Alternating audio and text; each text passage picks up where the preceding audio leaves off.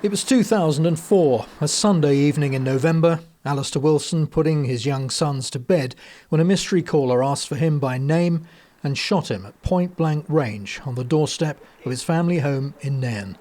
The pub opposite is again a focus of police attention. The place where Mr Wilson's wife Veronica ran for help that night had angered Alistair in the run-up to the fateful day. He'd objected to Highland Council over decking the landlord had built without planning permission. He cited noise and mess. 3 days after his objection surfaced, he was shot. Police now believe the banker's personal rather than professional life was key to the murder.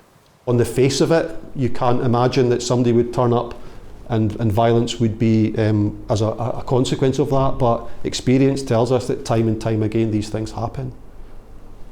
So we're appealing for the information that we don't have, which is who built it and who would have known about it that weekend when it was discussed in the pub.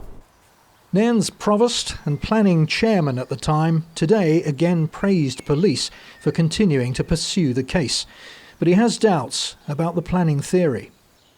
Personally, I would think it'd be very unlikely that somebody would be murdered for objecting to a planning application, because there was a process to go through.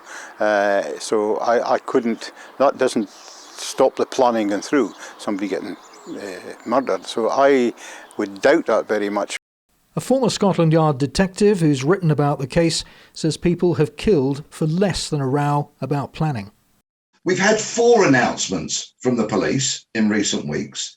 The first one was that they were travelling to Canada to interview witnesses. The second one was that they'd broadened out the age range of the suspected gunman from being 30 to 40 years old to being 20 to 40 years old. The third announcement, 2 men had been seen on the beach a month before Alistair's murder, apparently in possession of a gun. And then, of course, today's 4th announcement. All of this tells me that the police quite clearly have a suspect or suspects in their sights. Detectives recently travelled to Canada to interview the man who installed the decking, the pub's owner at the time, Andy Burnett.